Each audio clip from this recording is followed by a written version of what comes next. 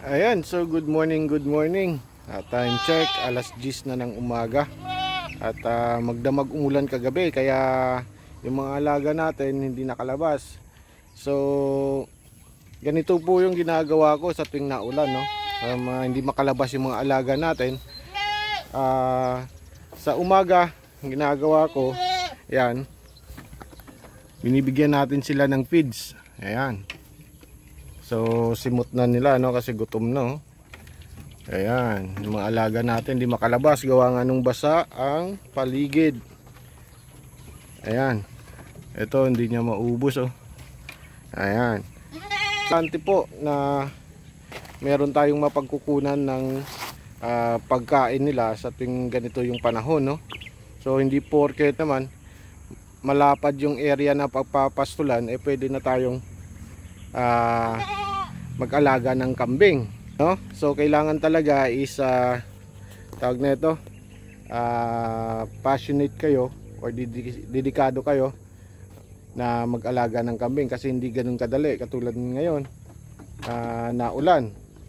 So nagkumpay tayo, no? Ayan, makita. Ayan, meron tayo nakuhang kakaunting kumpay ng napier mula doon sa, ayan, may tinanim akong napier doon, naubos ko na.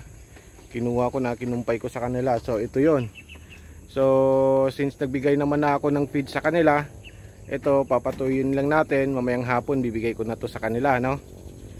So yan yung mga kids natin. So sa pag-aalaga ng kambing kailangan talaga may sipag, no? Kasi hindi palagi na maganda ang panahon, no? Tulad na itong panahon na naulan, kailangan talaga natin sipagan.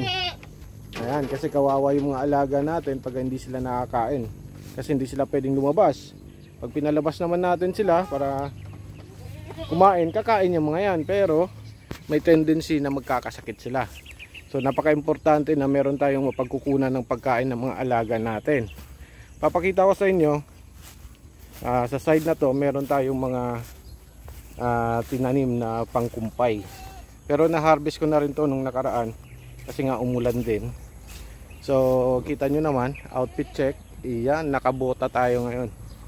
So bihira lang tayo magbota kasi nga naiinitan ako sa paa. So ito, may mga tanim tayo dito ng mulato, no? Mulato 2. Yan, iilang puno. Na-harvest ko na po ito at tumutubo ulit. At dito na side, no? Yan. So bigay pala yan sa atin ng kaibigan nating si Sir Jam, no? Ng Pulumulok. Ayan. Shout out Sir Jam, thank you sa mga binigay mong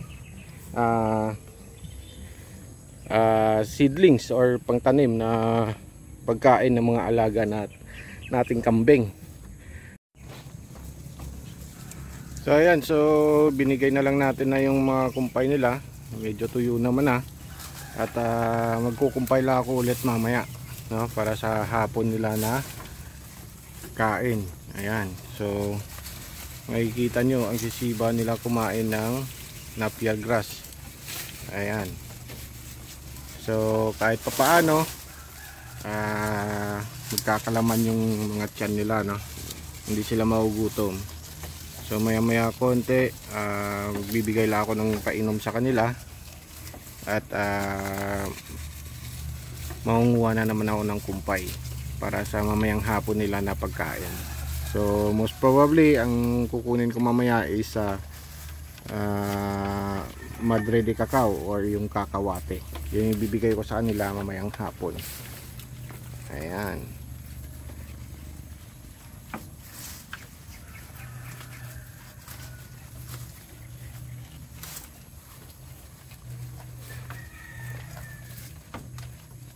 Ayan, talagang gutom sila, oh. Ayan.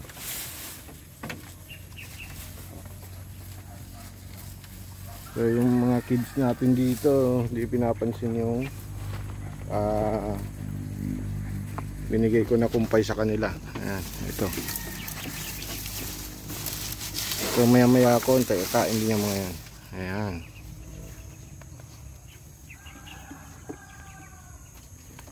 Ayan. So, yun lang, no? So, mamayang hapon ulit papakainin tong mga to. Alright. So, ayun. So, yun lang yung muna ang update natin dito sa ating munting kambingan. Meron na tayong 7 piraso ng kambing, no? Nagsimula tayo sa 4, no? Tapos naibenta na natin yung isa. So sa ngayon meron pa tayong 7. 1, 2, 3, 4, 5, 6, 7. Yan. Tapos may buntis pa. Yon. Mga anak din ito sa May. Yon, May, mga anak na yan. So ito pala yun. Ayan. Nakikita nyo meron akong feeds dyan. Para naman yan sa mga alaga nating pabo. So minix ko lang Integra 2, corn grits, tsaka tawag na ito, tahop ng mais. So sa iba akala nila madali lang yung mag-alaga ng kambing. Madali lang talaga, pero kailangan mo talaga sipagan, no? Ayan.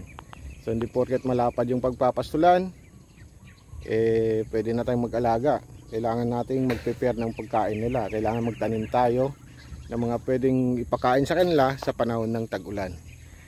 Alright, so hanggang dito na lang muna yung video natin. Quick update lang. And kung may mga comments kayo, suggestion, pa-comment down below. At subukan nating sagutin yung mga comments ninyo. Alright, so shout out sa lahat and have a good day. Peace out.